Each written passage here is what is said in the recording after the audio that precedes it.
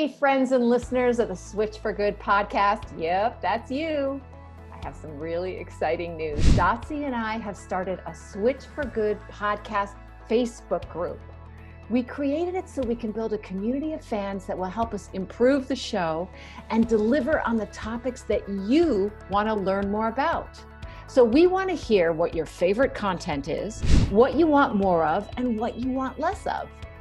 And if you like the length of the show, Dotsie and I are always talking about the length of the show, right, Dotsie? Yes. We want to tailor our show around the needs and desires of our incredible listeners, almost 500,000 of you. And it's really simple to join. Just go to our Switch for Good Facebook page. That's Switch, the number 4, and then Good. And then click on groups. And there we are, the Switch for Good podcast chat. You can post directly in the group, share ideas, talk to other listeners, and connect with like-minded folks. So go, run, join our Facebook group and tell us what you want.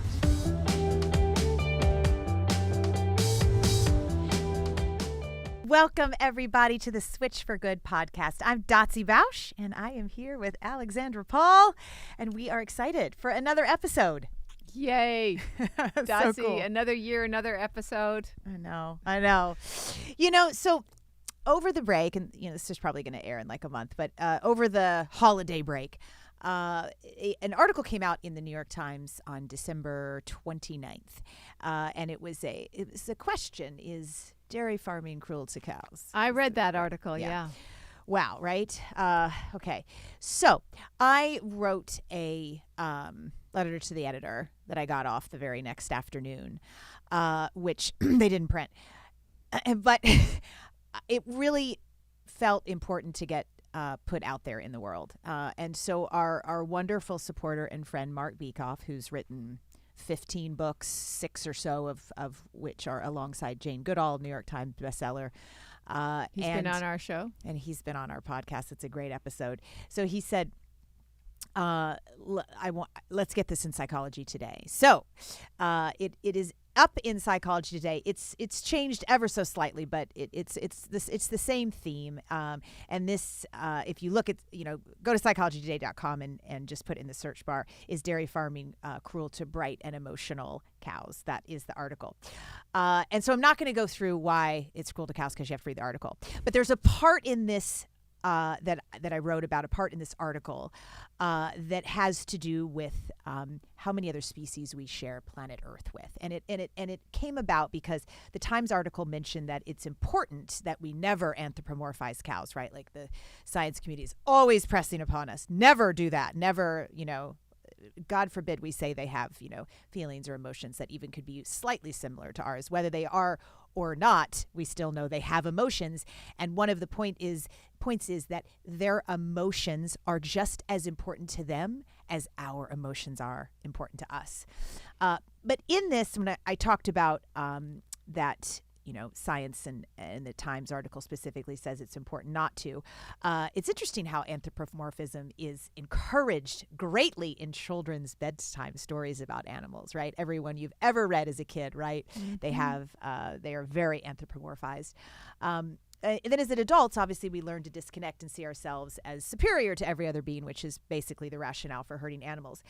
But I looked up how many other species we share planet Earth with, because I had no idea, and I don't know what I thought. I guess I thought it was maybe 1 million or something. It is 8.5 million other species with which we share planet Earth with. So it really makes us quite conceited and egotistical, thinking that we are the top of, 8.49999 species that we've never met. Yeah. We're better than, over 8 million individuals that we have never even met. And you brought up a point when we were chatting earlier, when we both got here to the studio, that on planet Earth, 60% of the beings are confined animals for animal agriculture. 60% of mammals by mass is made up of livestock. Okay, so for our food system, 36% are, here we are, us, which you're working Humans. on making that not be the case. So that leaves only 4% more for all of these 8.4999 other species. Yeah, who are wild too. Right. And so what I thought, what struck me and made me so sad, is that 60% of the mammalian biomass on this planet is basically leading terrible, sad lives. Right. Just for the humans, which make up the other 36%. And there's only just tiny little bit that is for wildlife who get to be free. Mm-hmm. And even they are under pressure for their habitat. It just made me just so sad. Mm-hmm. Staggering figures that I wouldn't have guessed to be the case. Yeah. I read that article, by the way, in the New York Times too, and I was glad that they were bringing up the question: is dairy cruel? They acknowledged that it is, but they also said farmers are trying to make it better, as if that's the same as saying, is slavery bad for humans? Yes, and those slave owners are trying to make it better for them. I mean, Bingo. Please, Right. it's an industry that needs to go. And the farmer that they interviewed said the cruelest aspect of it is definitely separating the mothers from the babies, and he said it is not natural to do that. But then when they talk throughout the article of how the farmers are making them better for cows, it's more pasture or more particular kinds of food that they enjoy more, or swinging doors, and they never bring up separating babies and mothers again through the rest of the whole article. You have to separate. It says you have to if you're going to have dairy. So if you're going to have dairy for humans, you have to separate the babies from the mothers, because otherwise the babies would drink that milk, and farmers don't make money then. So the entire system, you can't make it better. You have to make it go if you don't want it to be. You don't want to have cruelty to cows. Mm-hmm. So. Yeah. So the species aspect, you just recently. I think you can tell me, you saw an article, or you've been following this probably since the beginning, if I know you well, about the white rhino, and there's only 2 left. Oh, yes. Speaking of that pressure. Right. Actually, this was in the New York Times too, and it was in early January on a Sunday. They had it as a front page article about the fact that there are only 2 white rhinos left. They're in Kenya. They're a mother and a daughter, and they had brought these 2 along with 2 others from a zoo in Czechoslovakia, where they were trying to save the species.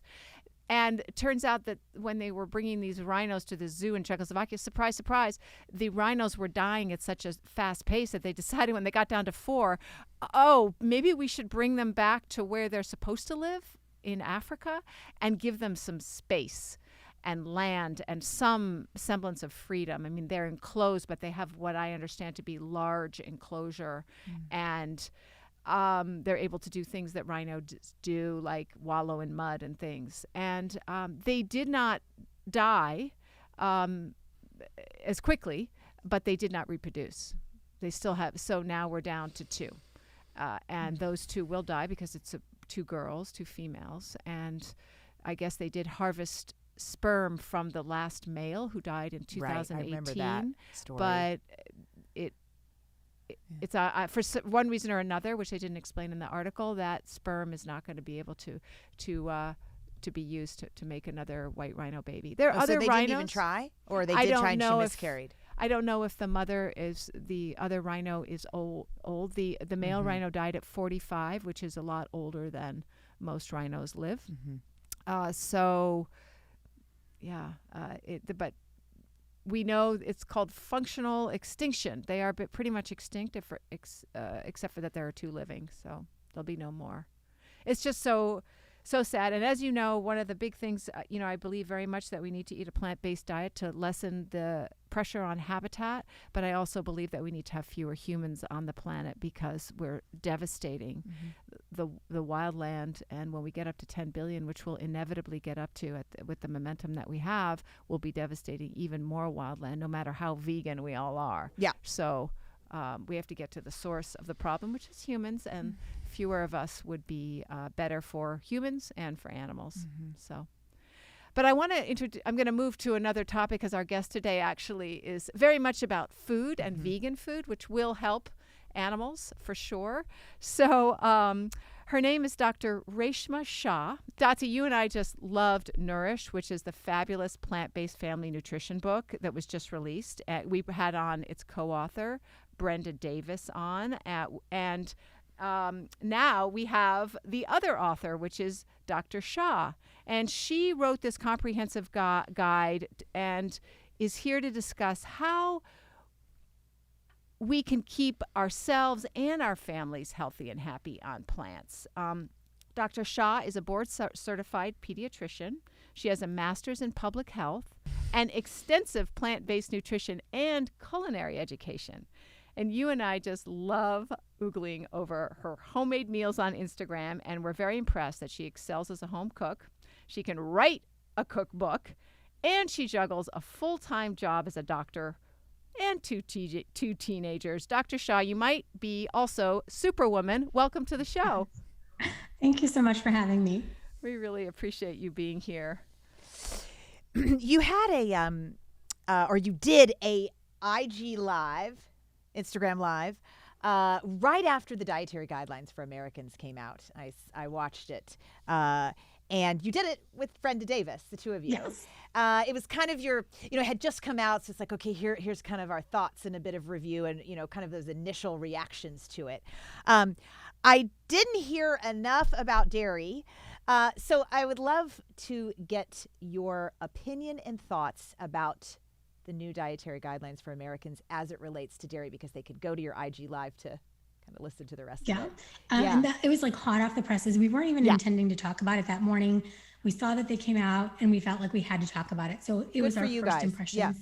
And after reading the guidelines, I told Brenda I wanted to be Canadian. Right. Because there you go. Well said. The Canada Food Guides, I think, are so much more evidence-based and really speak to the problems that we have as a global community. So I was really disappointed to see such a heavy emphasis on dairy. And I know that many organizations, such as the Physicians Committee for Responsible Medicine, are really encouraging them to change their dairy recommendations for many, many reasons. There was an article that was just published last year in the New England Journal of Medicine called Milk and Health by the Harvard Group. And it really goes through in great detail all the reasons that we don't necessarily need dairy, and in fact, how dairy can be harmful to us. So I was disappointed to see such a heavy emphasis on dairy in those guidelines for sure. In reality, it's not really much of a difference from the previous guidelines. I think that with the Canada Food Guidelines, when they took dairy entirely off the plate, I think we were hopeful that the US would follow suit, but that's not what happened. Right, and we know that the guidelines for Canada are run by Health Canada, and our guidelines are run by the U.S. Department of Agriculture. So therein lies the difference, really, right, is systemically.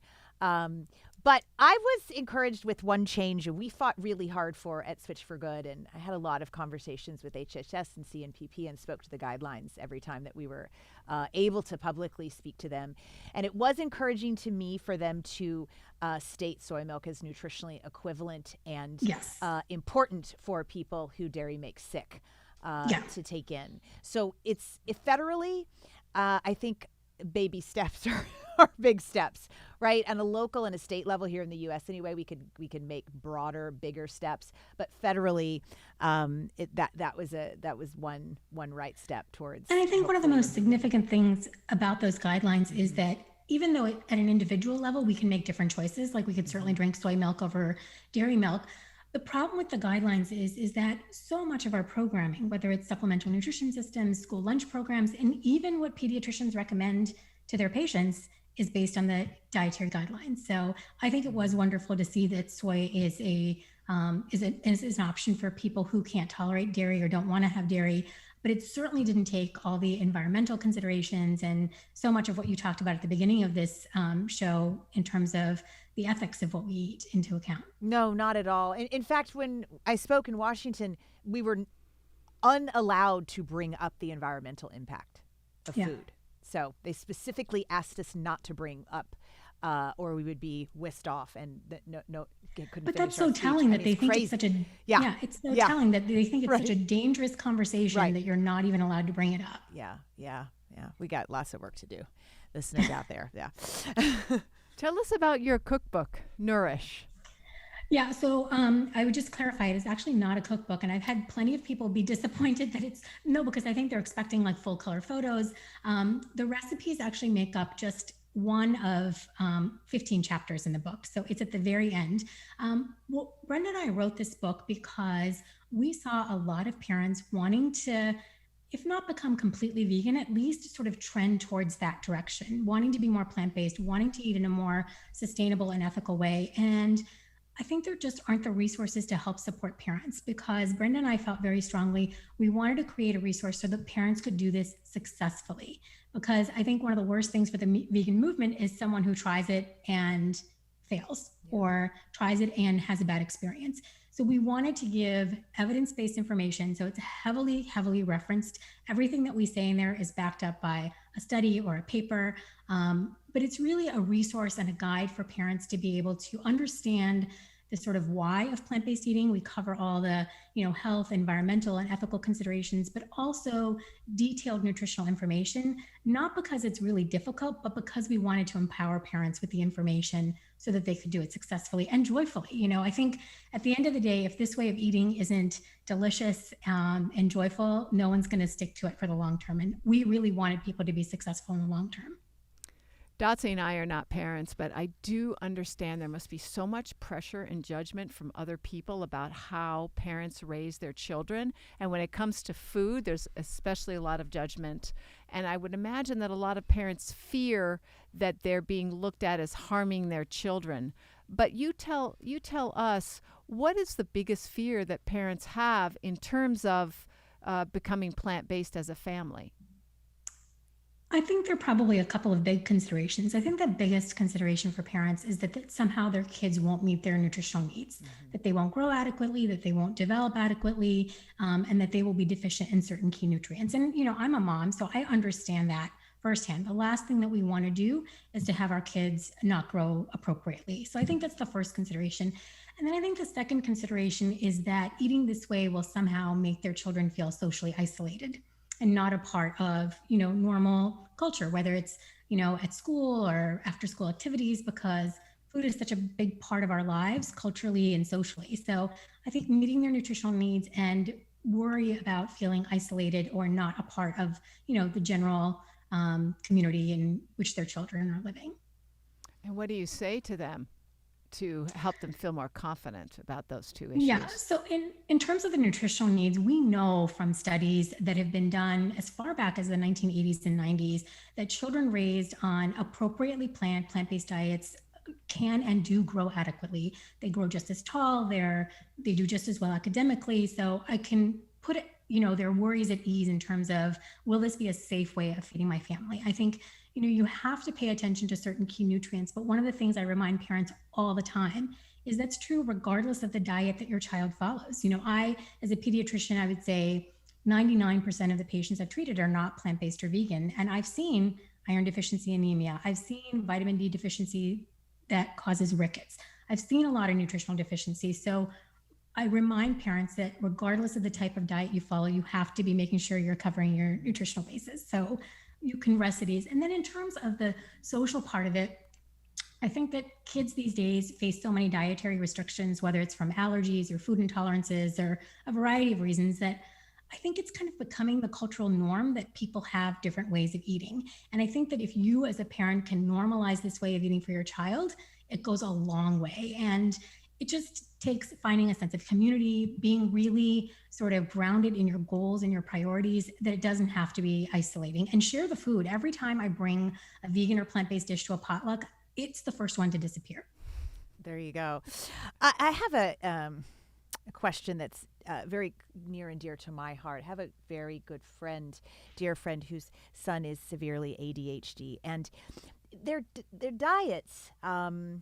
I mean, I'm not making a generalization, but from what I understand from her, many of their diets, ADHD kids, are filled with sugar. And it seems that that's all they want, because a lot of the medications for ADHD are, amphetamine based.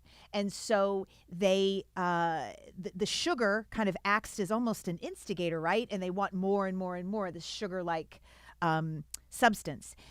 And the parents, because some, and my friends is, ADHD kids are underweight, they'll feed them anything, right? I get it. You're desperate, right? You've got to put some weight on. You have to grow. So it's easy to just, if it's sugar, it's fine. But then they really are lacking nutritionally in a lot of different areas. What do you say to parents that come see you that have this issue? What are some nutrients that would also help to balance children taking ADHD meds? Yeah. So I think one of the reasons that children on ADHD medications have difficulty with, gaining appropriate weight, oftentimes it's because it's actually an appetite suppressant. Sure. So if you think about the, diet pills that people used to take, they were sort of these amphetamine-based medications. So there's a lot that parents can do to support their child's growth if they happen to be on ADHD medications, and it doesn't involve just giving them sugar because that's all they'll eat. One of the things is sort of timing their meals. So oftentimes kids will take medications. I encourage parents to maybe give the medication dose after breakfast so that they get a good breakfast in if their appetite is going to be suppressed a little bit. Sometimes they may have a smaller lunch at school just because they're not hungry. So make sure you have a really filling afternoon snack. And these kids often will need a bedtime snack because that's when the medications often are wearing off. I think that providing them with foods that are satiating, so making sure that there's a good variety of protein and healthy fats and complex carbohydrates so that they don't feel like they're reaching for those sugary foods. But in terms of the link between sugary foods and ADHD, I think the research doesn't really bear that out. If anything, there has been some kids may do better on a diet that eliminates dairy, and in some studies they've also shown for gluten. But I don't recommend parents do those kinds of dietary modifications without talking to their pediatricians, because the last thing you want to do is to take a child that might be struggling to grow and then restrict their diet further by eliminating things like gluten. So I would say make sure that you are aware of what their appetite cycles are in terms of their medication dosing. Is there any way to increase, there are with drugs, but any food-related ways to increase appetite? So one of the things that can happen with children specifically is that when you include too much fiber in the diet, so, as adults, we're looking to eat a really fiber-rich diet. If we're trying to sort of watch our portion sizes and things like that, we might choose really fiber-rich foods. But children's stomachs tend to be small. So if they eat a lot of fiber-rich foods, what ends up happening is their stomachs become full and then they can't take in as many calories. So for younger children, especially kids that are struggling to gain weight, I actually recommend using some more refined grains so that they're not so full of fiber. Oh, that's a good tip. Are they struggling because they're taking the ADHD medication? Is that what you said? Both. Oh. He also just has a low appetite in general, but an extremely low appetite because of the amphetamines, and also just a desire that only eats about 7 or 8 foods, period.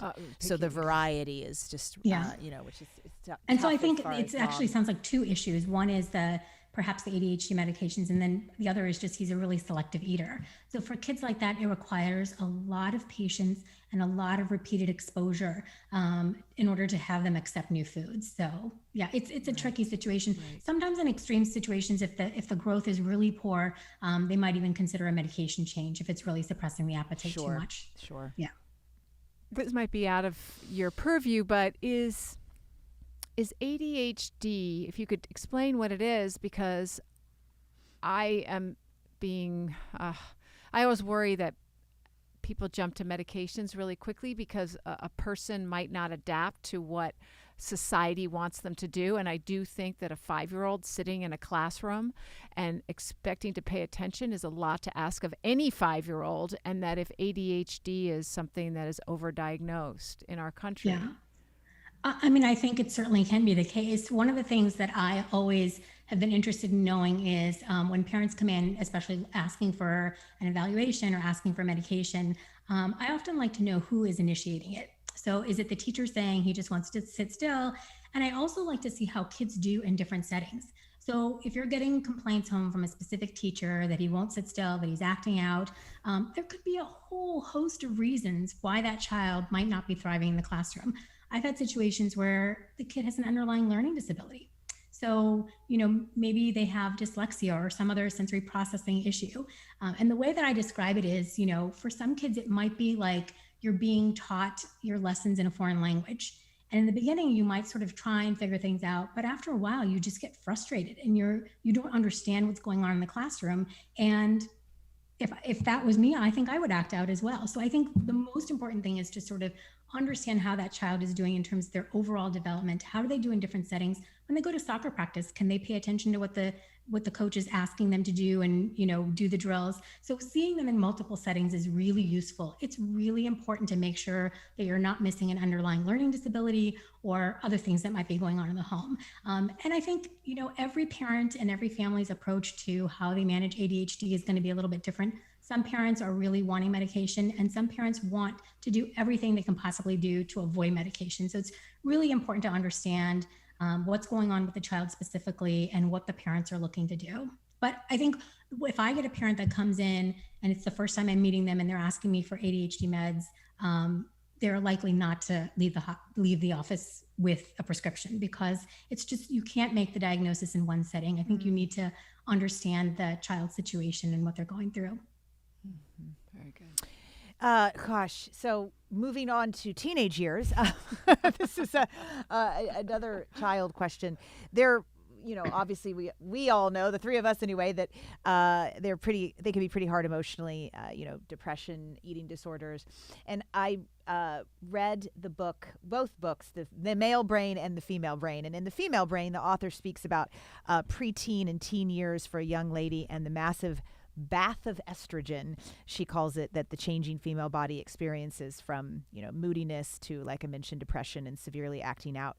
So during those years, those tough teenage years, how can a parent support and even help to balance out those hormones through nutrition, or are they too strong and it's like, no, just eat a varied whole food plant-based diet and cross your fingers? And I think it's the same habits that you're sort of beginning on. There's no magic nutrition program. It's providing them with structured meals and snacks that have a balance of nutrients. And actually, in terms of food, I think one of the most powerful things that we can do to support our adolescents is actually prioritize family meals. I mean, study after study after study has shown that children who participate in regular family meals have lower rates of stress, anxiety, depressive thoughts, high-risk behaviors. They do better academically. They have higher self-esteem. In the book, we joke that if I could give parents in a pill what family meals can provide, every parent in the block would be lining up for a prescription. It's a really powerful tool. And of course, you want to be serving them nutritious food, but really it's about coming together, having a regular, consistent routine that allows you to connect with your child. And that as parents, sometimes, our kids might roll their eyes and things like that, but it really is a powerful tool. So absolutely serve nutritious food, but that commitment to have family meals as many nights as you can is really, really critical. Thank you for saying that. I would think it would also help because we all know that it's healthiest if we cook at home. So if you have a basis of a childhood where you ate at home, sitting down, with that is the healthiest way to eat. Mm-hmm. Almost forming the relationship with food along that. Yeah, I see what you're saying. I mean, it's interesting when there was a study that looked at outcomes for both parents and adolescents in terms of family meals. And all the things that I mentioned about kids, in terms of academic performance and stress and anxiety. The interesting thing is family meals also had a positive impact on the parents. So, they divided this up according to, moms and dads, but the women who participated in regular family meals had lower rates of really extreme dieting behavior. And the fathers that participated in regular family meals ate fewer fast food meals and just were more involved with the family. Good. I had family meals. I was very lucky. My mom was a very good cook. Me too. Family Yeah. I didn't realize there was so many studies pointing to that. So that's fantastic to learn and know that needs to be a focus. Tell us about your family growing up, Dr. Shah. You grew up in a vegetarian family, but veered away in your 20s from plant-based living. So my family is Indian, and we didn't call it at the time, but it was pretty much a plant-based diet. I mean, we ate lots of vegetables and whole grains. My mom cooked from scratch. I feel so badly because I truly did not appreciate what she did, but she, cooked from scratch every day, really simple ingredients. And we didn't really eat out a lot because, back in the 70s and 80s, there weren't a lot of vegetarian options. So we ate a lot of home cooked meals.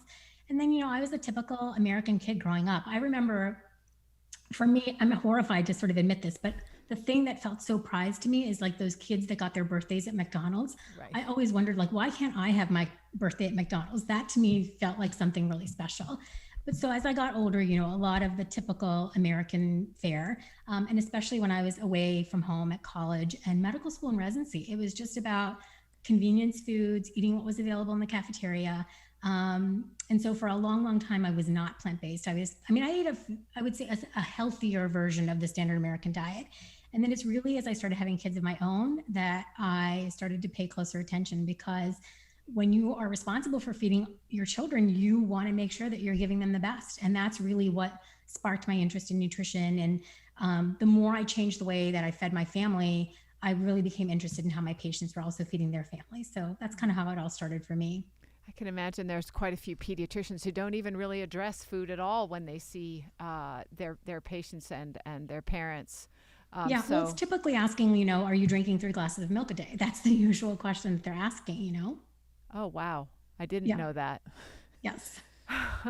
You mentioned the cafeteria in hospitals. I always find it so ironic how hospital food is, as Dotsie has talked about with her experience taking care of friends who are in the hospital, their food is just so unhealthy. Tell us about what your take is. You are a doctor, so you might have some thoughts on hospital food. Yeah, I think it's pretty bad. I mean, I think some hospital systems are definitely changing, and you're seeing more inclusion of farmers markets and, you know, more plant-based options in hospital cafeterias. But I can't remember the last time I ate in a hospital cafeteria. I don't think it's since I've been in my training. And so I encourage people to kind of pack their lunches. I think a lot of times, you know, up until recently, there have been McDonald's within the hospital cafeteria system, to me, which is just, it's just a terrible thing. I think that, you know, you cannot expect to sort of be able to have the credibility of saying that diet really matters in terms of a lot of these chronic diseases when the food that's being served at these institutions doesn't reflect that. The interesting thing that I found, the difference between when I was in training and when I work with the residents and medical students is I think the tide is changing. I can't tell you the number of residents and medical students that I see that will pack their own lunch. Or I gave a talk at our hospital system, and I think the next day one of the residents said, look, I packed my overnight oats. So I think it is starting to change. I think the younger generation of trainees and students is much more aware, and they're much more interested in sort of cooking and how food sort of affects all of these areas, not just in terms of individual health, but the environment as well. Yeah. What do you know about food nutrition science seeping into MD training? Because as we know, historically, it's, 2 hours, 3 hours for the whole time. I think it's still somewhat inadequate. I think that it varies institution to institution. So some schools are definitely taking on the nutrition curriculum more aggressively. I used to be an affiliate clinical instructor at Stanford. I'm sort of shifting gears a little bit, but they actually ran a pilot program to do a culinary elective for their medical students. And I was fortunate enough to be volunteer faculty for that elective. And basically they had a teaching kitchen, and they talked about grains and beans and how to cook them. And they got the medical students involved with cooking. And then they would have a small talk at the end of the cooking session and share a meal. So there are many, many schools that are doing this throughout the country, but it's still not consistent. The interesting thing is I think a lot of medical students are taking it on their own, and they're forming these lifestyle medicine groups. In a couple of weeks, I'm speaking to a medical school that has their own lifestyle program, and they wanted to talk to me to give a talk. So I think it's changing, but I think we still have a long way to go. Yeah. You have done, speaking of talks, a fair amount of lecturing on inflammation. First of all, before we even go into it, because it's a hot topic, it's a buzzword, it's always a buzzword at the beginning of the new year, right? Decrease your inflammation. How can we tell if we're inflamed, if we need to decrease our inflammation or not? Yeah, so I think that inflammation is one of these tricky topics. I think that it sort of chronic inflammation can lead to many of the chronic diseases that we see, from type 2 diabetes to heart disease to even some of the autoimmune conditions. And I don't think there is, you can't go in and get a blood test to say I'm inflamed. There's no such thing, right? So I think you want to look at it in the inflammatory markers. You can use CRP and you can use SED rate and all these things, and they can give you information in a moment in time. But it could, if it's normal, it doesn't mean that you're not suffering. Okay. And if it's abnormal, it doesn't necessarily. It's one of these tests that's very non-specific. Okay. So you can certainly look at a CRP, but a CRP in and of itself is not going to give you a lot of information. I'm much more interested in knowing how the person's sort of doing overall. And if you're having things like high blood pressure or diabetes, I think it's worth looking into. And in terms of diet, I think it's just, I think people are always looking for a magic bullet, like this anti-inflammatory food. But I think really what we want to be recommending to patients and to families is a wide variety of plant foods that from beans and greens and legumes and all these things that you want to try and incorporate into your diet, so that overall the context is a healthy diet. So there's no way to tell whether you're inflamed or not. Right. So if you have one of these conditions like type 2 diabetes or things like that, I think that you'll definitely get a lot of these blood tests that can help you sort of figure that out. But I think inflammation, it's sort of taken out of context. It's become this buzzword, like I'm inflamed and this is an anti-inflammatory diet. And really the message can be much simpler. It's just, eat a varied diet that consists of whole foods, try to minimize your intake of heavily processed foods, minimize your intake of animal-based foods. And that's really the key. And I think that sometimes when people focused on one specific food, I think it's important to emphasize, eat the foods that you enjoy. So if you hate kale, find a different green that you really love. There's no magic bullet. And I think inflammation in and of itself sort of takes us away from the more deeper conversation of eating a varied diet that's focused on plants. Yeah, it's the $1 billion supplement industry. I was on the phone Saturday with Apple for a good 2 hours, but we were doing an update. Did you get inflamed? No, it was actually kind of awesome because the girl starts talking to me about how much she loved animals. I mean, we're waiting for my computer to restart and update the operating system, and I didn't know it was going to take so long, but she was willing to hang out there with me, and so she was telling me how much she loved animals. So I went on the journey to turn her vegan, which I think I was fairly successful. I mean, she's got all sorts of resources now, and she's very excited to try this new lifestyle. But speaking of anti-inflammatory, she's like, "Oh, I heard the new thing. I've got to get black seed oil." She was all hopped up on black seed oil. I was like, I've never heard of it, so I'm Googling on my phone while I'm on the phone with her, and it just was something else to say, best anti-inflammatory to date. Yeah. And it's like, I thought oils were inflammatory because A, they're processed, and B, they have a ton of fat. Yeah, so I think that the position on fat, you have to be really careful, because when you look at the healthiest populations on the planet, like especially the Mediterranean, they have olive oil. That doesn't mean you drink olive oil, but if you enjoy cooking with a little bit of olive oil and it makes your salad delicious, I think it's fine to do. For the vast majority of my career, like 99% of it, I've worked in low-income, underserved communities. And if I can't talk to a patient with limited resources about a way for eating for health, it's really not effective at a population level. And I can guarantee you my patients can't get black seed oil or whatever it is. Exactly. But I can tell them to try and make a smoothie in the morning, or, simple things. I like to make the message really simple. It doesn't have to be complicated. And I want it to be accessible to people, even if they have limited resources. Yeah, that's so important. I wanted to ask you about kids again, because a lot of parents are so busy and so pressured in their own lives that when kids don't want to eat healthy, a lot of times they give up. I mean, I have met some parents who just seem to think that because their kids aren't overweight yet, that it's okay to feed them whatever they want, McDonald's or whatever, and that it won't affect them as adults. What do you say to those patients? Because we all know that's not true, that actually what kids eat as children is so important in terms of their overall health long term. I think it's a really, really important topic, and we devote a whole chapter in the book talking just about that, feeding principles. And I think it's one thing if you're sort of starting from the beginning and the habits that you're going to set forth. Oftentimes I have parents that are like, my kid's 10, and they'll say, we've already sort of messed up. And it's never too late to start. I think that if you've had these habits of eating a lot of fast food or hyper-processed foods, you're not going to make the shift overnight. So you have to approach your family with patience, with love. And I always think about inviting them instead of imposing, like all of a sudden we're taking sugar out of the house, we're not doing this, we're not doing that. It's just not sustainable in the long run. So the first step is really, this may sound sort of counterintuitive. I actually tell them not to focus on the food at all, but focus on the relationship around feeding. So if you've had, I can't tell you the number of times I've either overheard or seen when parents will say, well, you can have that cookie after you finish 2 more bites of broccoli. And that it takes some time to undo that dynamic, because what you're teaching your child in that moment is the broccoli is actually kind of disgusting. And the only reason you'd ever eat broccoli is so you can get a cookie at the end of it. So you have to kind of separate that dynamic. And one of the best ways you do that, again, is going back to those family meals. So it's, as parents, it's our job to provide kids with a structure. We decide what they eat, we decide when they eat, we decide where they eat, and then we kind of back off and let our kids do the eating.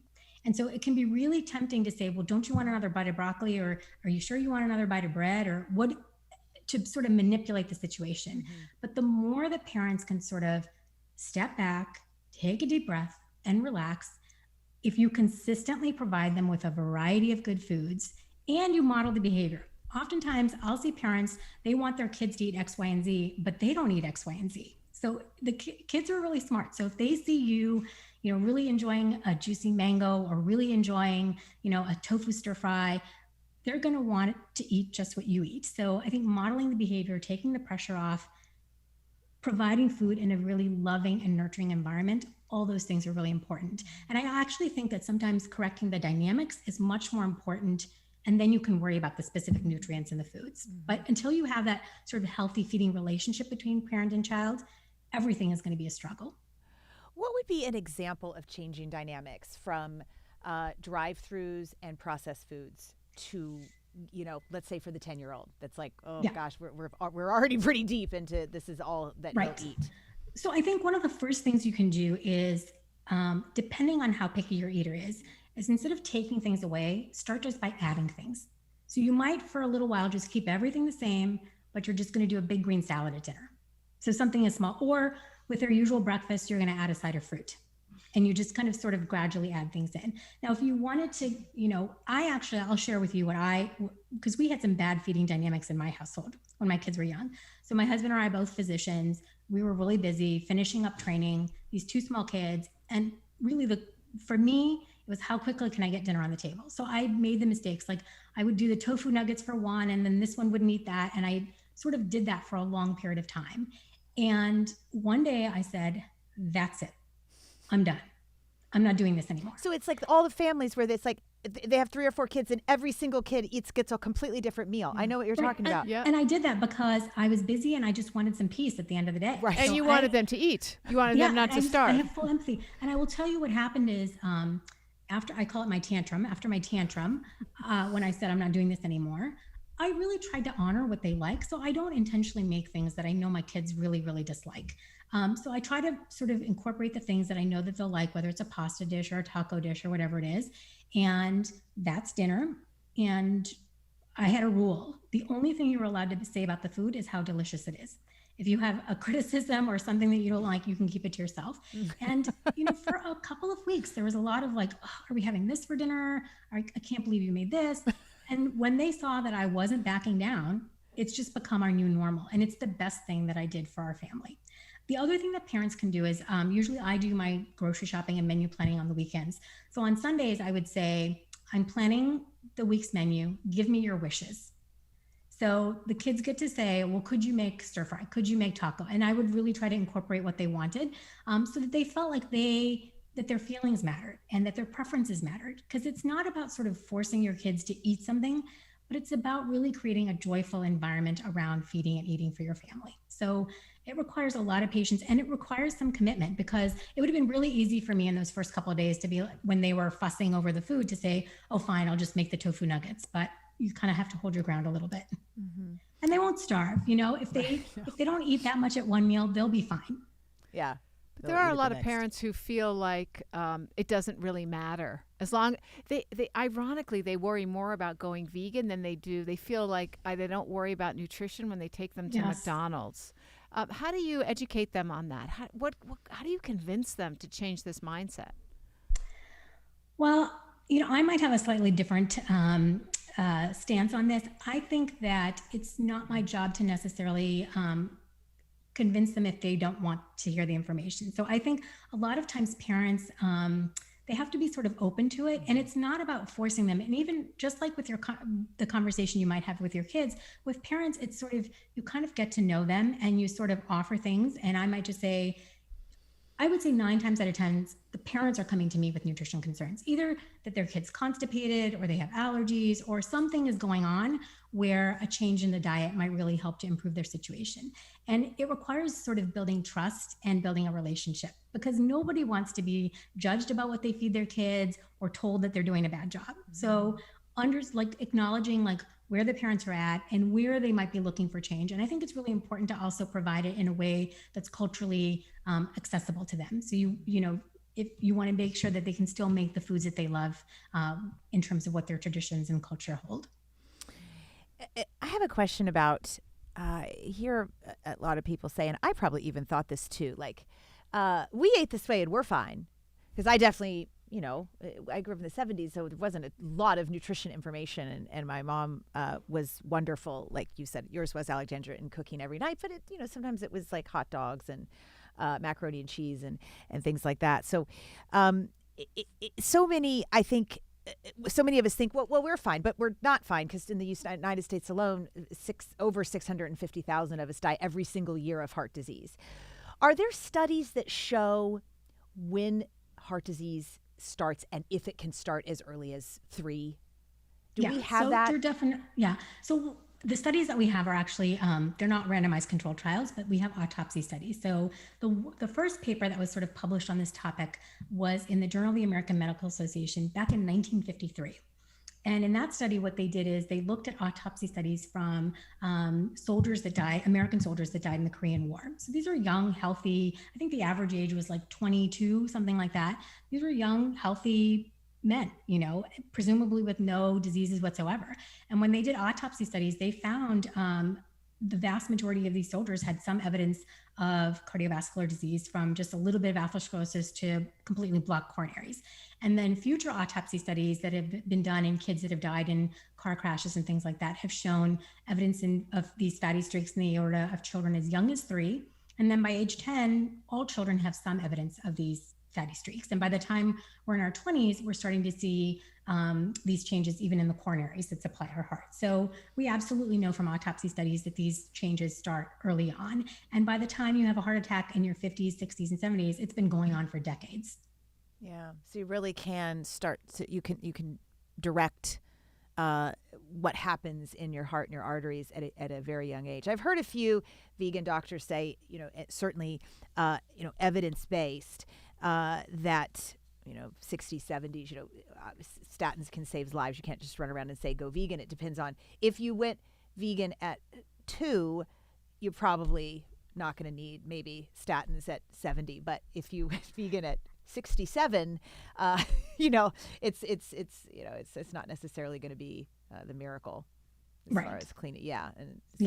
And I think that, it's still, I'm a traditionally trained physician. So I think that, I think sometimes in the plant-based and vegan community, there's this idea that if you do it perfectly enough, that you should never require medications, you should never require an intervention.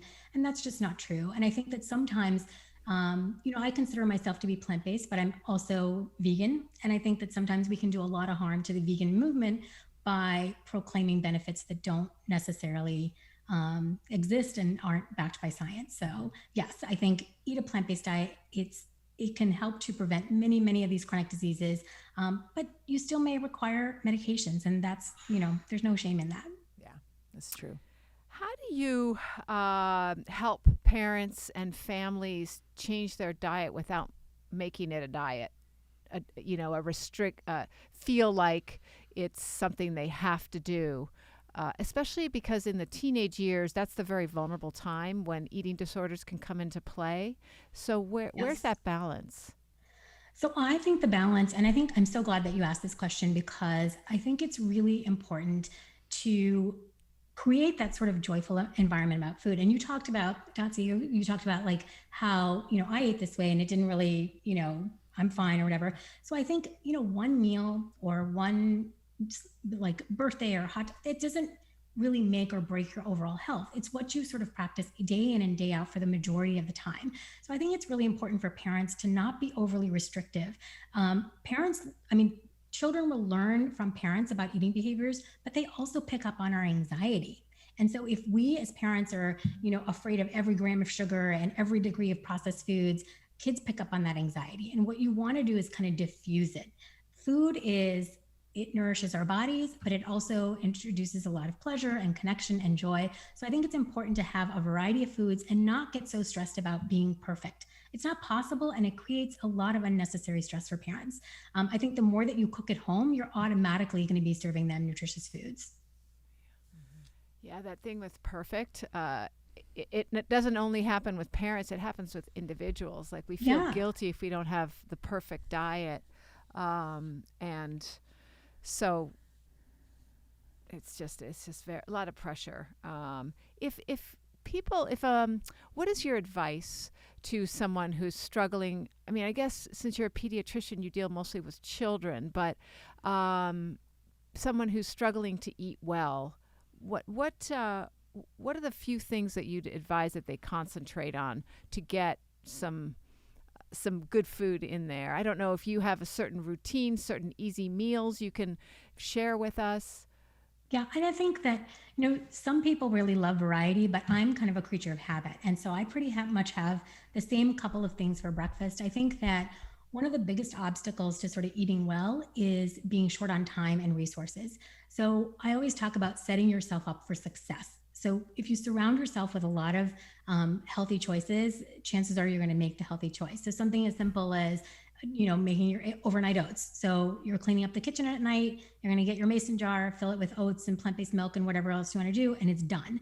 I think as much as you can kind of make the process automated where you don't have to constantly be making decisions about food, it really helps. One of the things that I like, so breakfast is always fairly simple. I would say it's usually either like oatmeal or sprouted toast with some nut butter and fruit. It's very simple. I don't get very fancy at breakfast.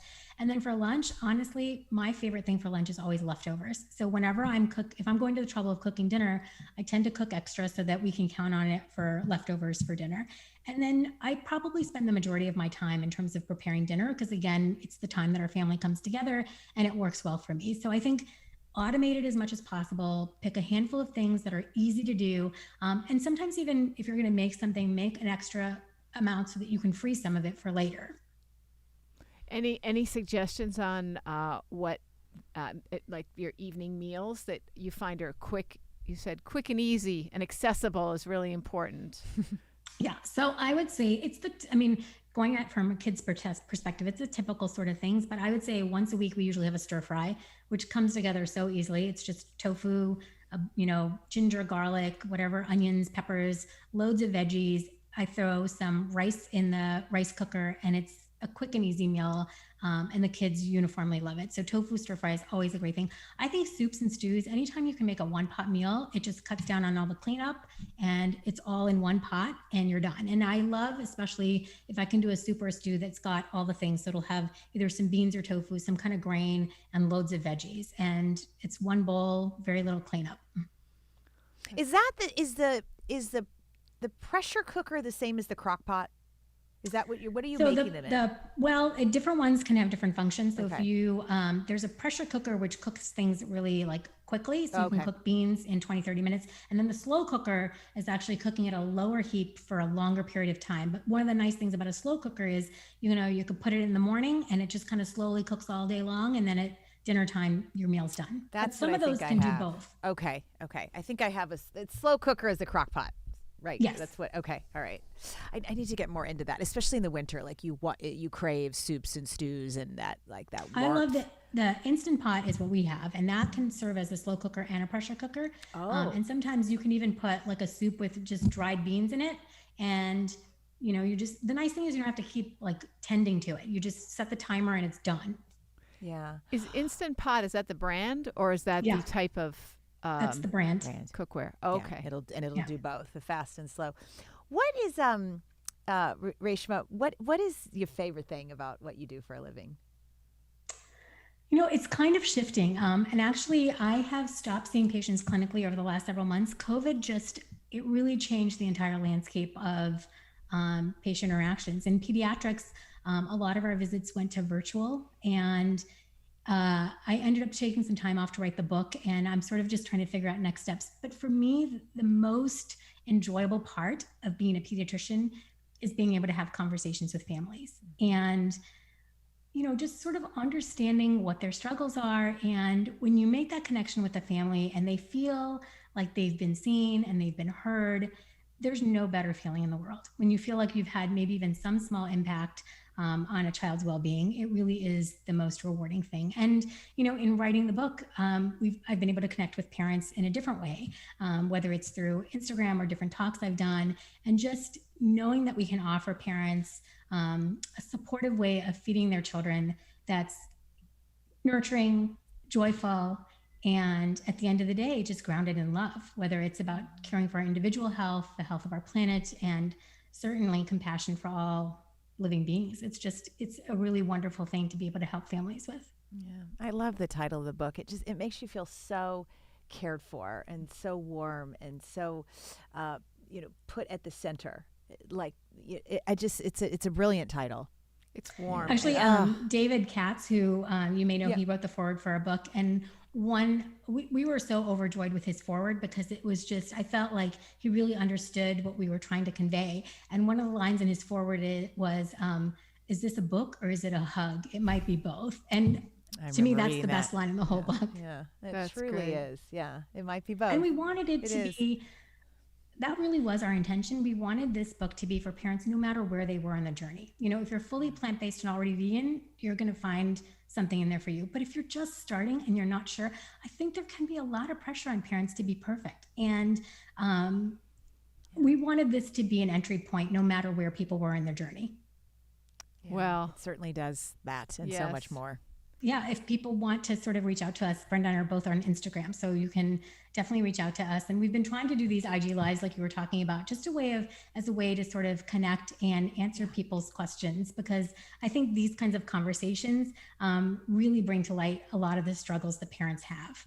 So we have a website for the book, which is nourishthebook.com. And then, as I mentioned, Brenda and I are both on Instagram. I'm just at Reshma Shah, and Brenda is at Brenda Davis RD. Yeah, great. Thank you so much. much. Both of your all's channels are fantastic, people. Check them out. Thanks again. We'll see you next time. Thank you. Okay, thank you. Hey, folks. Okay, back by very popular demand is our plant-powered plate fridge magnet, which you are going to receive for free if you leave us a rating and a review on whatever platform you're listening to this podcast on. So here are the details. Just write your quick review. Does not need to be long, does not need to be a whole story. Just be honest and speak from the heart. Then take a quick screenshot of the review you wrote and email it to us at podcast@switchforgood.org. That's podcast@switchforgood.org. And include your mailing address so we can send you a power plate.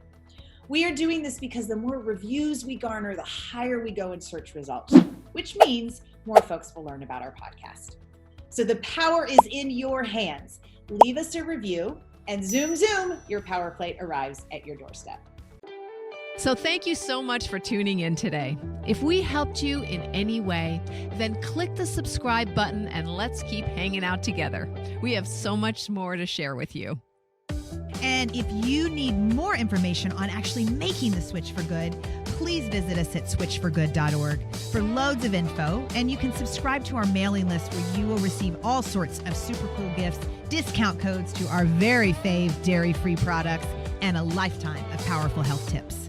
So join us on the journey to switch for good. This is the future.